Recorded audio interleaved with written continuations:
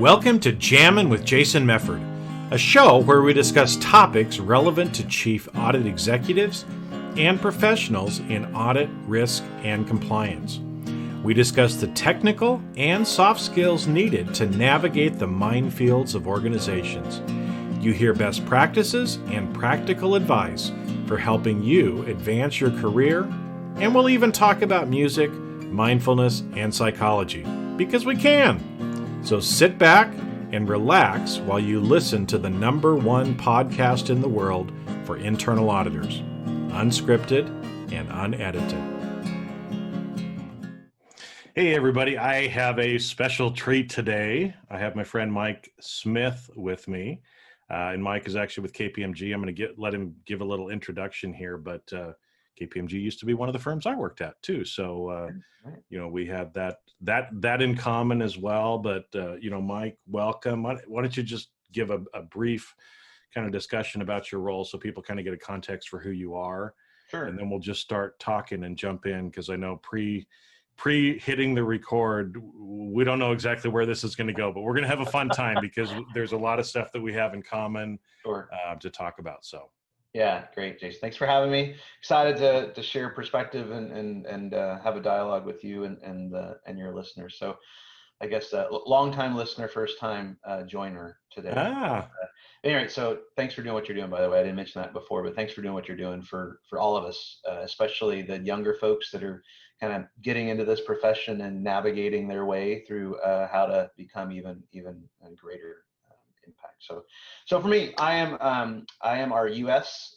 Internal Audit Solution Leader, which is kind of our internal title for our innovation development, product development, where we're heading, who do we want to be when we grow up as internal audit. I split my time doing that and delivering internal audit services to clients, predominantly where I live in Dallas. I've got to spend some time in all over the U.S., but in New York and Dallas mostly. But takes me around, and I get to lead a team of people much smarter than I am that have all kinds of different backgrounds. We call it the COE, or Center of Excellence around Internal Audit Reimagined. So I get to do that and partner with our colleagues across the U.S. and the globe. So cool. Fun stuff. Very cool. One, as you were talking about it, because it actually reminded me, I mean, we can talk about whatever we want to on here, right? So that's right. You're the owner. I can do what I want. Yeah, amen. No, it's funny because it's, life takes us on different pathways, right? And so when I was still at KPMG, and I gotten to that point in my career, right, where you have to kind of decide, okay, I was in a smaller market. It's time to either, go back to New York, kind of in the professional service group, and do a stint there, or move to one of the bigger offices. And so I did a big 4,000-mile trip one year, and Dallas was one of them that was on the list. So I went to Dallas to see what Dallas was like. So yeah, who knows, had one of my clients not approached me 4 months later and hired me to start their internal audit department, I might have transferred down to Dallas, and we might have been in the same office, really knowing each other for a while. So small world how it is. And Anderson before that, right? Yeah, it was Anderson before. I don't think our paths crossed there, if I don't recall, but did my 5-year stint before KPMG at Anderson in Houston. Okay, so you transitioned just like I did then, going from Anderson to KPMG with the whole sinking of the ship. Wow. Right. All right. All right. Anyway, woo! See, amazing how, and folks. Well, this is one thing, because I'll bring up too, just real quick, and then I want to get into kind of the discussion, because we've got some great things that we can talk about. But I know there's been a lot of people worried about, well, how am I going to develop relationships virtually when I can't see people? Okay, folks, here is a real life. You just heard it. Okay. Even though we worked at two of the same firms, they're very big firms, so we didn't know each other when we were there. Right. But we got connected on LinkedIn, I don't know, 2 or 3 years ago. I don't know when it was exactly. I sent Mike some messages. He's kind of seen what I've been doing. He starts listening to the podcast. We send messages back and forth. We've talked a few times. Right. And even though we've never physically been in the same room together, we've built a rapport with each other. Right. We've learned, we've gotten to know each other, and find where those commonalities are. So anyway, It's not the purpose of this podcast, but like I said, this is a real life example of you can do this. For sure. Mike and I'm going to use the word friends. I hope I can say that word Absolutely. now, right? Absolutely. That we're actually friends, even though we've physically never met each other. Right.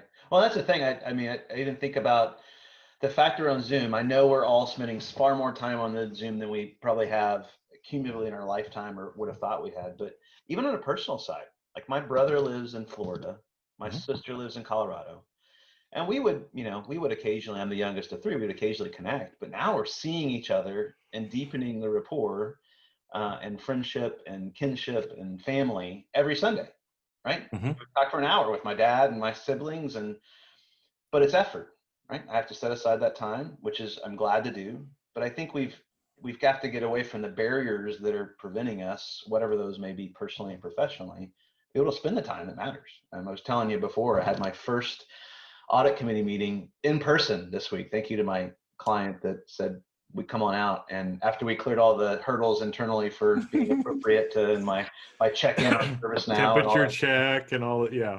It was extensive, but appropriate. It totally makes sense. But it was really fun. And so I think one of the things it's reminded me of is that you've got to, it's more important now than ever to find some times to go spend time individually with people, and even in this forum too. So yeah, take advantage of it. Well, yeah. And it's, so let's kind of get in and talk about, because I love having these discussions regardless, but to try to maybe give some things for people to take away and learn as well. Right. So, I know one of the terms that you kind of threw out, finding new ways to thrive, I think is a great, I love that term in general, but I think as we've been talking, even though, we both got lots of experience technically, ultimately, I think we share a common desire to help our profession in general, more than just from a technical standpoint. And so that's why, you hear me talking about some weird things sometimes, but maybe we can kind of get into some of that a little bit, because I know you kind of have a passion as well around helping people in the profession. That's right. So yeah, what are some things, I guess, that as you think about to try to help people? Yeah, let me frame it just for a second, even further. There's so much challenge with currently right now. Listen, the environment we're in, unemployment levels, we're blessed to all have employment, right? And for those around us, I think we're responsible as leaders to continue to nurture them, care for them, personally, professionally. I have one of my best friends is the chief in the fire department, and his adage is, if you're great at home, you're probably going to be great at work.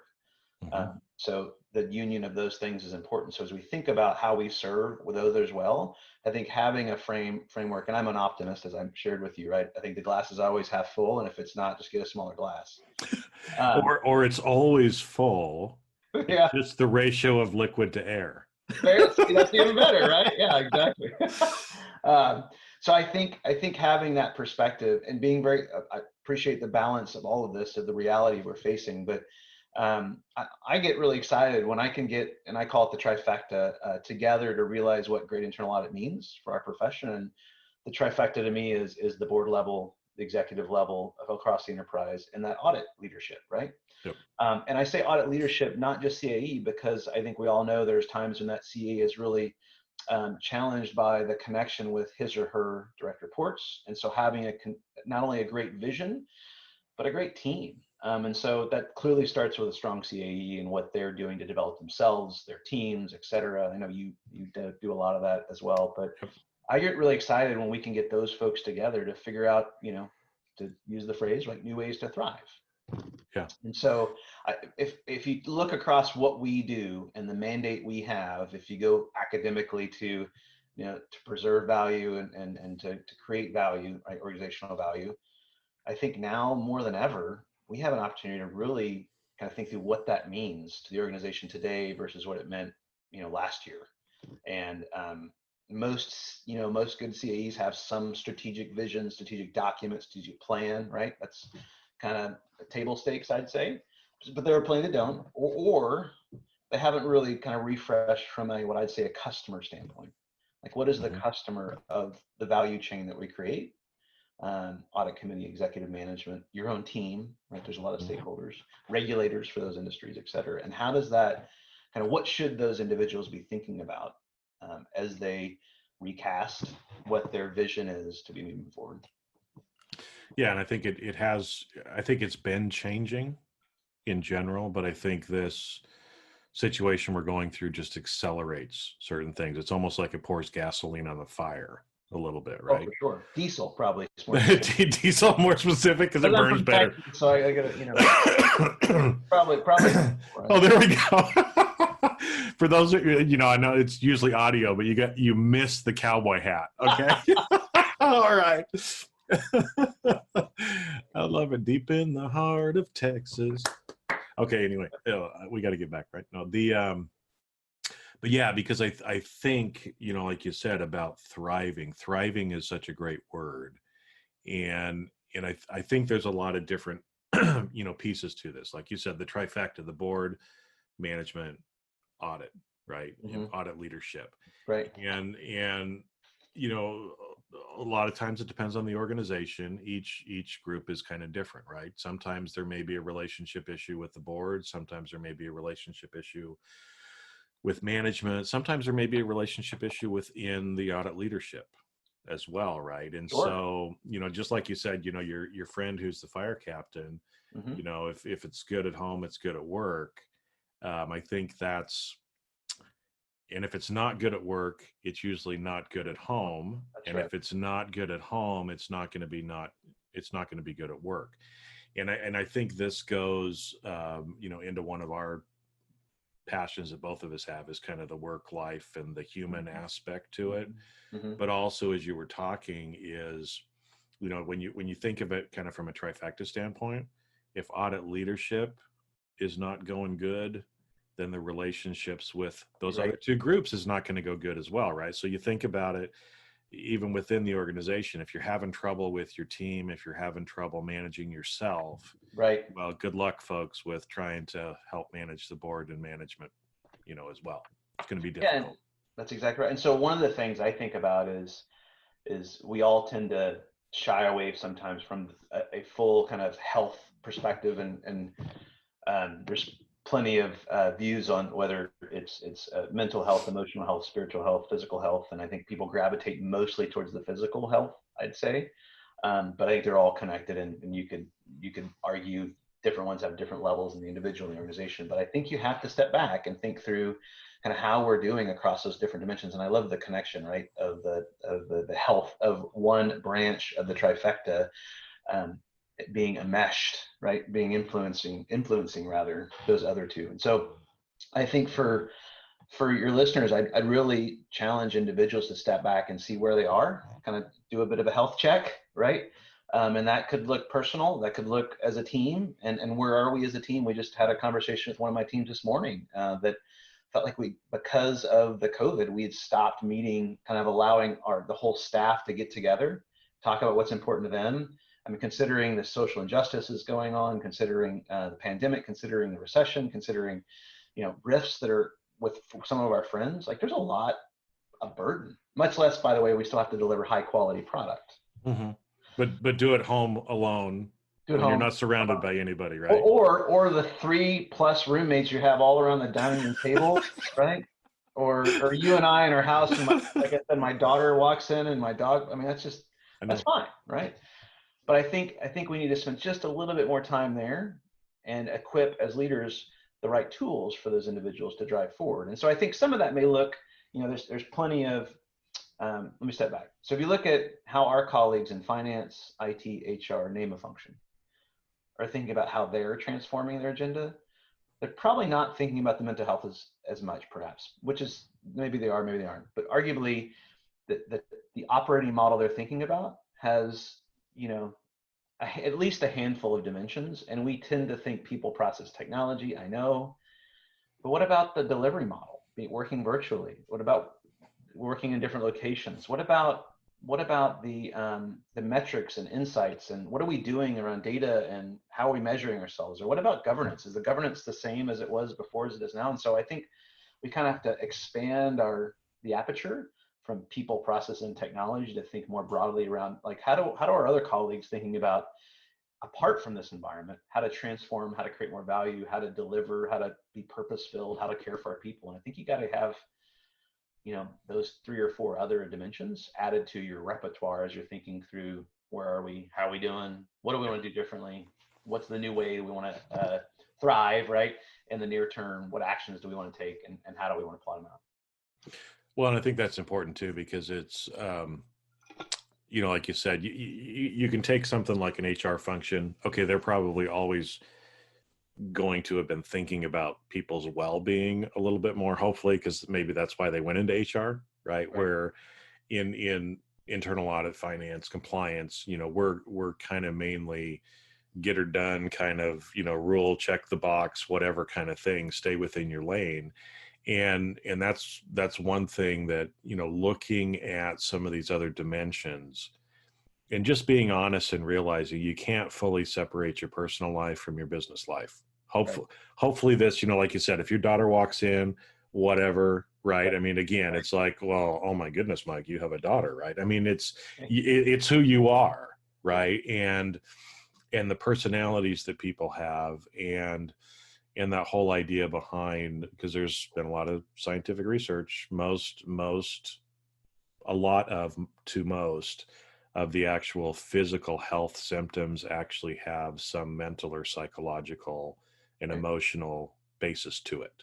Right. And so if we, think that we're audit robots and we just kind of, we don't have to deal with or think about emotion because we're not supposed to do that, right? I did a webinar on this, folks. It's like 95% of your decisions are made by the back subconscious part of your brain 7 seconds before you consciously recognize it. You can argue with me, but there's a lot of scientific research that proves it. So it's like, just admit that we're emotional beings and allow people to be emotional, but to know how to have emotional intelligence and regulate it and have resilience and teach people how to do some of that stuff. Because if not, honestly, our job sometimes can get pretty brutal.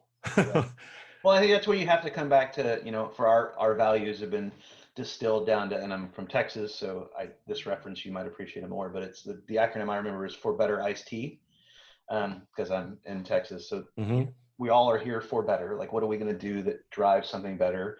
The I, integrity, clearly having ethical decision making. C, courageous, right? Having the willingness to go into battle. And one of my mentors used to say, listen, the client, be empathetic about their clients, whether it be, for the listeners, you're the auditee, right? Or whoever that might be, and stand in the breach. Like, you may not be the person to solve all their issues around that risk domain or that process or that step or that, but at least be willing and courageous to stand in the breach.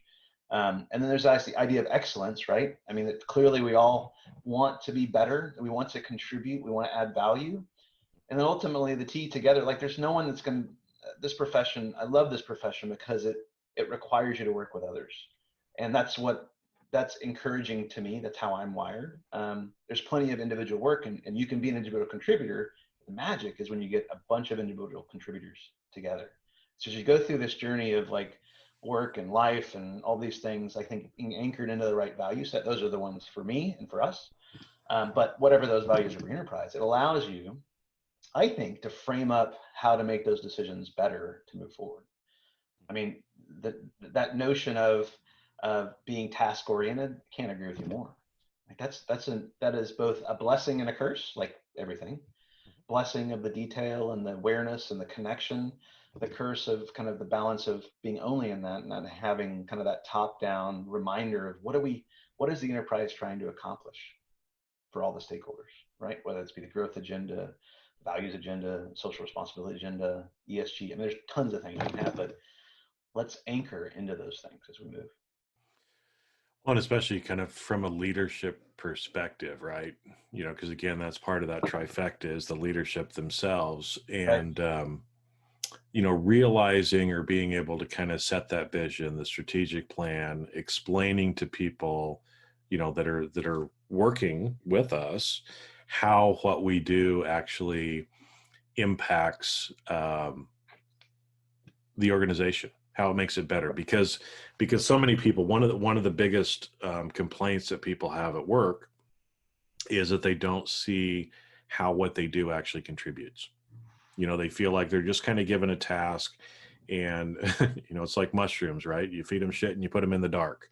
That's what I was told, right? That a lot of employees get treated like mushrooms. Right.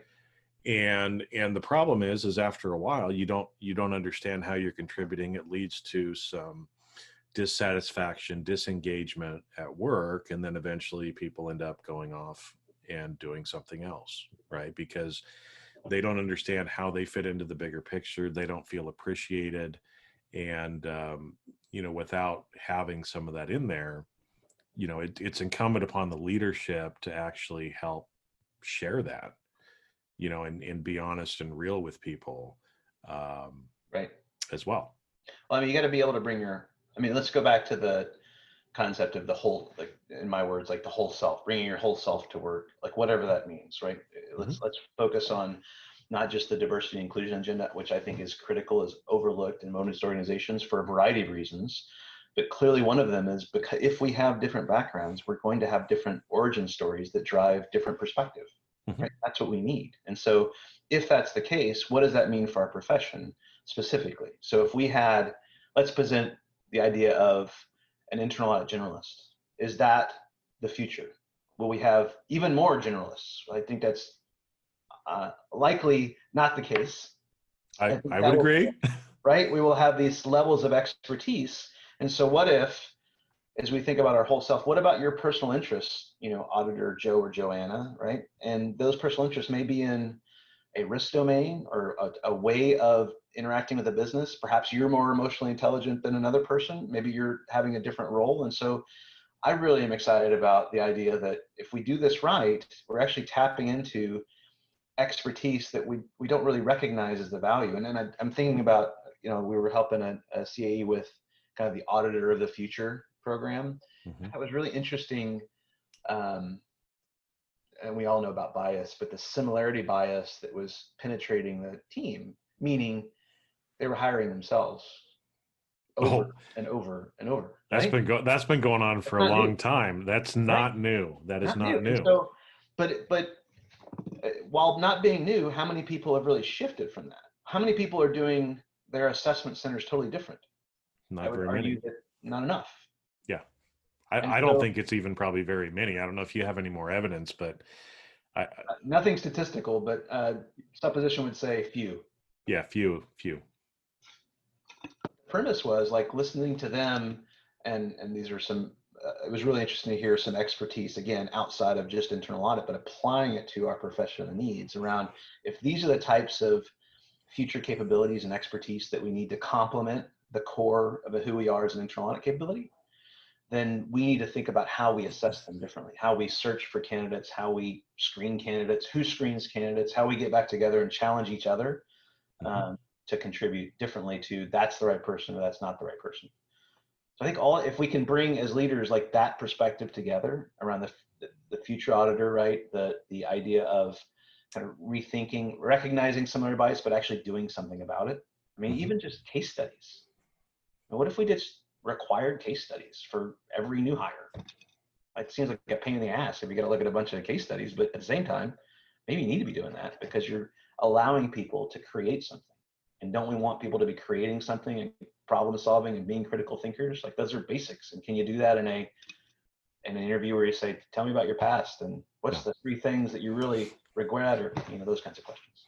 Well, you can't. And it's interesting too that when you go back to the recruiting process, I would actually advocate that any resumes have the name and any personal information removed from it, because even the name, that's right, biases people unconsciously. They don't realize it. And right. So if you're going to assess someone, like you said, certification, where they went to school, all that stuff probably never has been as important as we make it. It's just an easy binary way of screening candidates. That's right. But like you said, doing something like a case study, even the difference of, in the interview questions, right? There's situational, there's traits-based interview questions, there's attributes kind of based ones, where it's like, you hear some of the stories of it's something that nobody would know. I think a Google question that I heard was, okay, imagine that you're a washer, a little metal washer in the bottom of a blender, and the blender gets turned on and the wheel, the blades are going. How do you get out of the blender? Well, there's no one answer to that. Right. That's more of a reason to, see how well somebody can take something that's ambiguous, actually apply it, understand it, and kind of come up with an answer. Right. It's kind of similar to like some of the old IQ questions. How high is the sky? Right. Well, it depends on how you define the sky. Are you talking about the atmospheric pressure? Are you talking, it's like, you want people that are going to be able to think more, but that's going to mean that we have to change our recruiting process, but we also have to change and not continue to hire the same people over and over again. Because I agree with you. I think the general auditor, while some are needed, there's going to be more and more specialization, which is going to also mean that there's going to be more and more diversity within the audit team. And again, I'm not talking about diversity, from an ethnicity standpoint, but diversity of personalities, of ages, of, the social construct that we all bring based on our experiences. And the less homogenous the group is, the more emotionally intelligent we have to be to get along with everybody, and to use the strengths from everybody, right? Well, and people look at that and go, that just sounds hard, right? Because now we got a bunch of people, and but where are they located?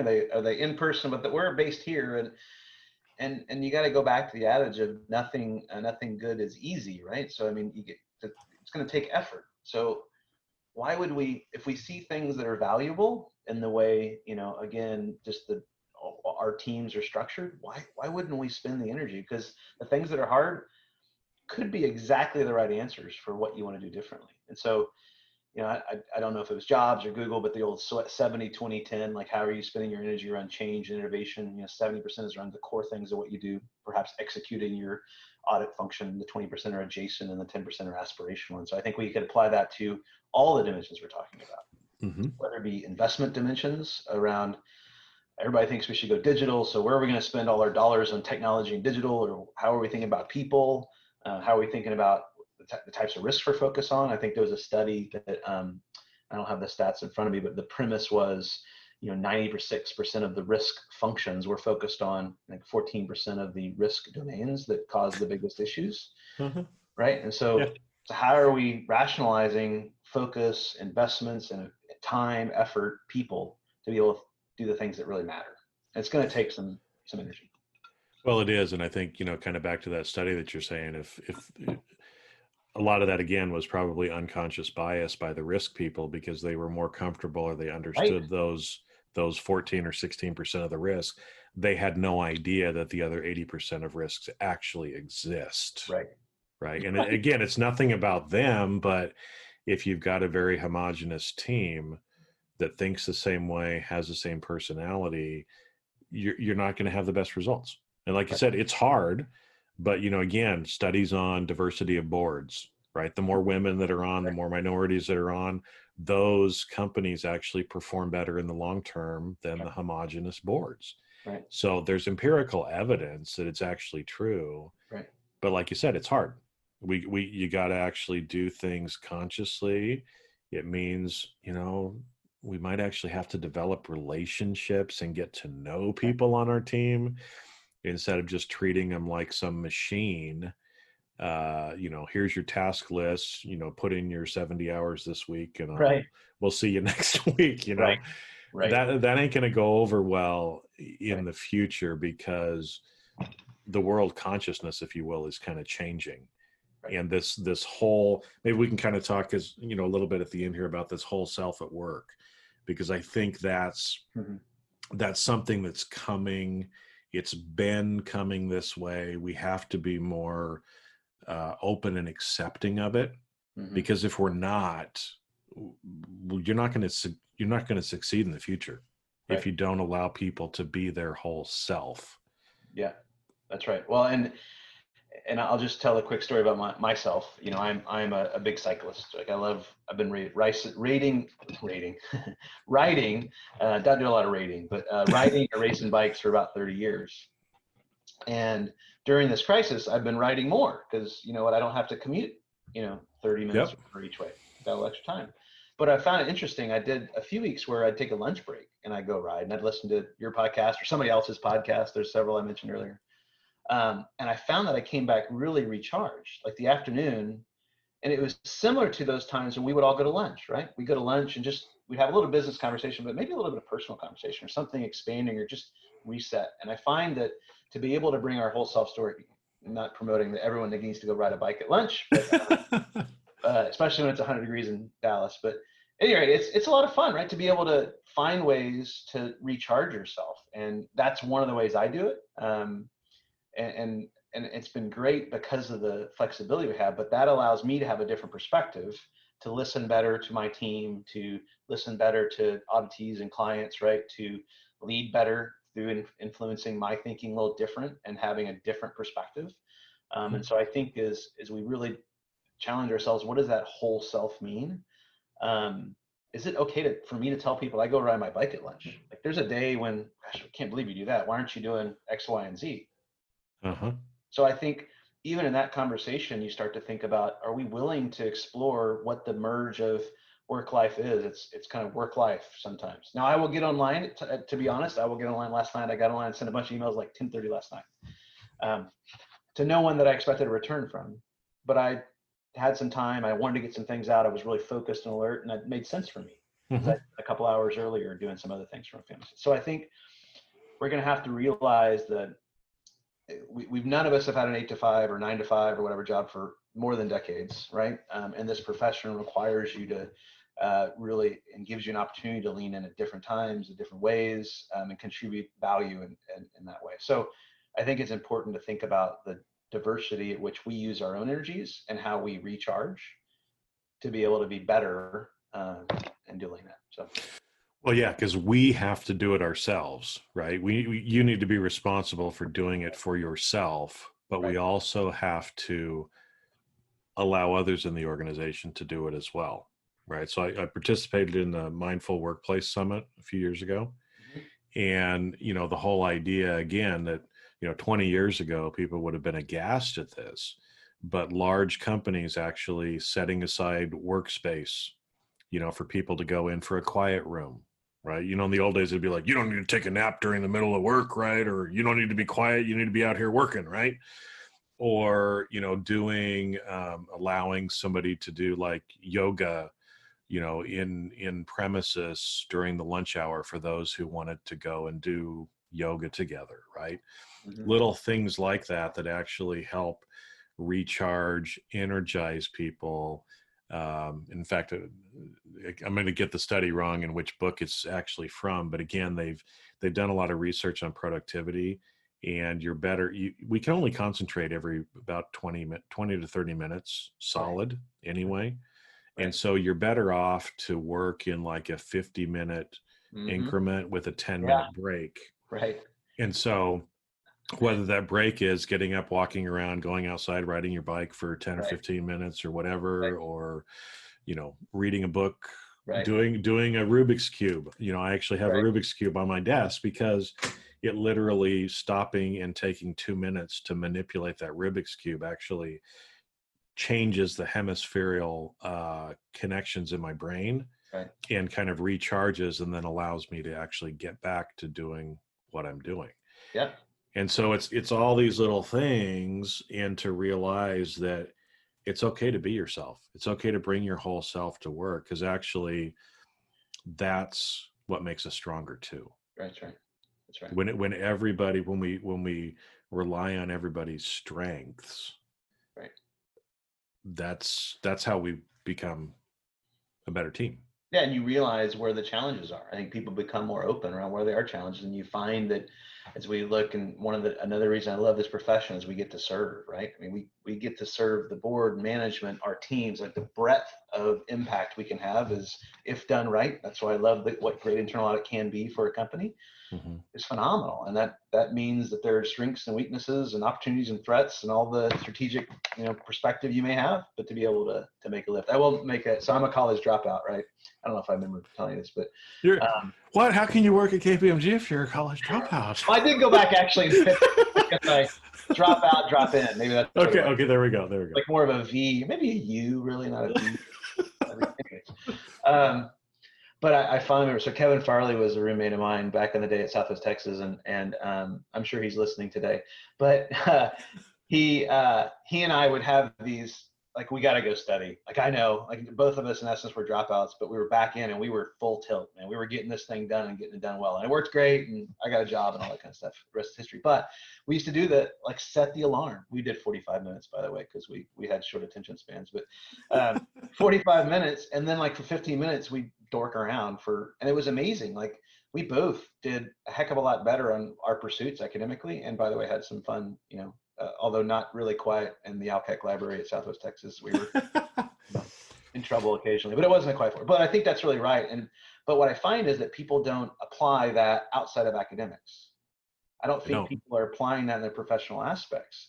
So if you're going to go write a report, reporting is, in my opinion, overweighted and overweighted from this is what we're doing. We're writing a report. This is the most important thing that we do. I think it's weighted too heavily. And two, it's usually takes way too long and it's a pain in the ass, right? That's the stigma of reporting. Reality is, like, when you're going through challenges, whether it be whatever philosophy you have on Agile and all the different ways you're going to get work done, ultimately we're trying to drive an impact. Mm-hmm. So if you're trying to drive an impact, how do you bring your best self? How do you collaborate with a business owner? How do you do it real time?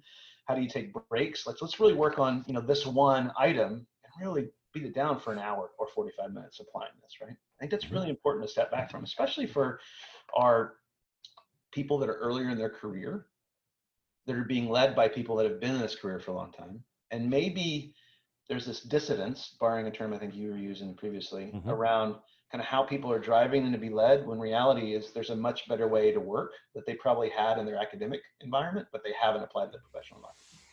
Well, and it's funny because, in our profession in general, most people's personality is we don't like change. That's kind of why we were gravitated to this field anyway, right? Yeah. Is risk averse, don't like change. Right. And so much of the time, like you said, we have a hard time understanding why there needs to be change, right? So again, like when we both got into public accounting, I'm sure your experience was like mine, right? I worked a lot of hours. I was an external audit, to begin with, and we're talking, 80, 90 hour weeks some week, right? And that was just expected. That was what history said. That's what we did, right? Well, quick aside, by the way, my first project was like 9 of us in a room, and no one on this podcast will know what this is, maybe except for you, with microfiche machines. Oh yeah, microfiche. And it was all invoices, and our job was to look through each one of those pages on a microfiche and then put it back in a box. We each had like 2 boxes and find sales tax. That was our job. It was brutal, and we were working 7 days a week. To your point, like it is hard work. That was kind of lame in my opinion, but it was long hours for sure. Well, and in the idea that just because that's what we experienced, I think that's where, as a leader, great leaders are those who realize that the world is different now than it probably was before, and then have the courage to actually do things different, right? And be that positive change.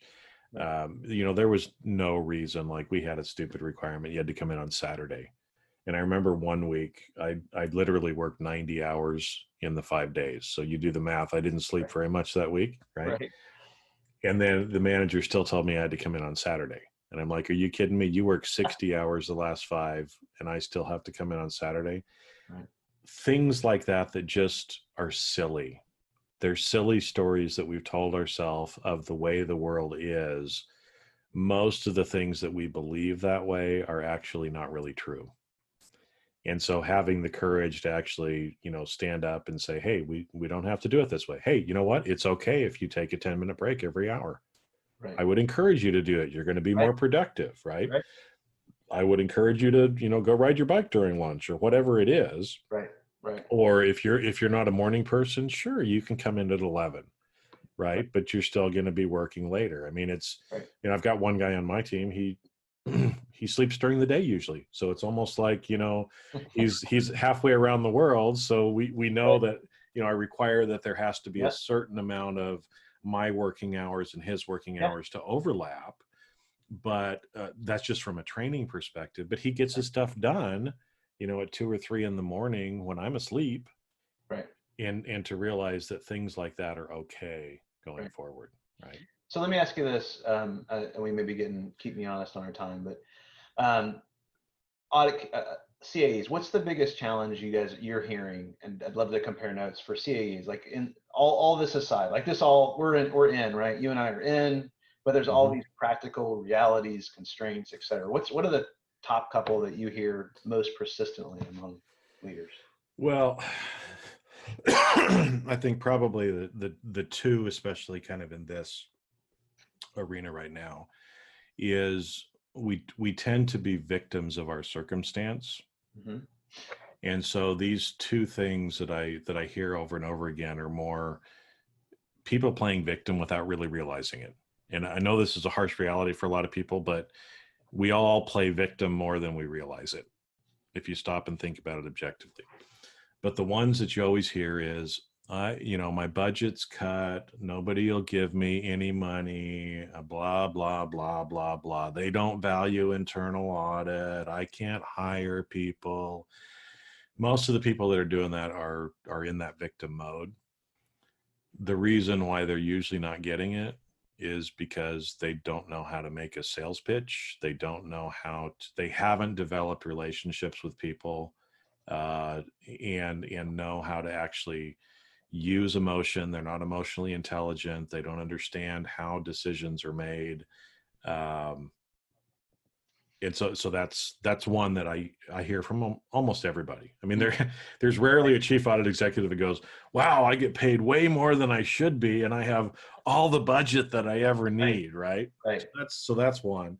Another one that I'm hearing too now, especially in this environment, is, oh, how are we going to do audits virtually? How am I going to develop relationships? How am I going to interview people? And, all this stuff that's virtual now.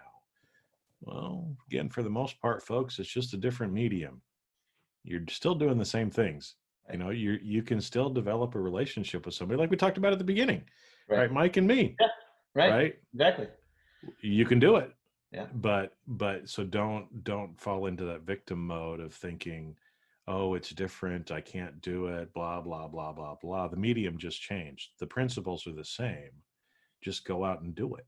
Right. Right. Well, I think I hadn't thought about those two from the standpoint of this the victim, kind of the idea of the victim. Like these are, I have a view of the constraints only versus if you've ever seen Ender's Game, which is a fun little movie about fabulous movie and book. And book, right? Whether it be audible or in print. And it's just like that. If for those who haven't watched it, it's worth if you got some spare time and you like sci-fi, but the premise is there's clearly inexplicable constraints and victim scenarios with someone trying to basically address fear of global genocide in this sci-fi dystopian future, and he accomplishes it. But my point is that it was interesting because if you think about that, that was youth, right? That was individuals that were young, that weren't tainted in essence by adopting constraints to their environment, right? And so that was those are the ones that were able to think faster, be more abstract in how they resourced solutions, et cetera. And so what if that applied to us now? And to say that what if our younger generation, our early career auditors were given the challenge to say, listen, this is the budget constraint you have, right? Or this is the permission constraint you have, or whatever the constraints are, that's fine. These are just, now get to a solution. It's less around focusing on the constraints and more about, we want to deal with the Formix. I think it was a Formix in Ender's Game. But anyways, but dealing with that end goal. And so I think one of the exciting things about right now is we as leaders have the ability to empower our teams to pull all this together, right? To be their whole self, to bring a different perspective, to use their perhaps fresh perspective in a way to solve a problem, recognizing fully the constraints that our time, budget, scope, whatever they are, to be able to format from a virtuality standpoint to be able to solve a problem. And so I think that's just, I hear those a lot too, Jason. So I couldn't have echoed it even clearer, but I think there's something there that if we pull all this together, could create a much more exciting outcome. Well, you can, and actually, because Ender's Game was a great example of gamification too. Oh yeah. The kids didn't actually know. They thought they were playing a game. They didn't realize, Right. Don't want to give too much away for people that are going to read the book, but yeah. the kids didn't know what they were actually doing. That's right. But they used gamification as a way as well, right? So just like you said, here's our constraints. How are we gonna do this? Play a game with it. How can we best use this?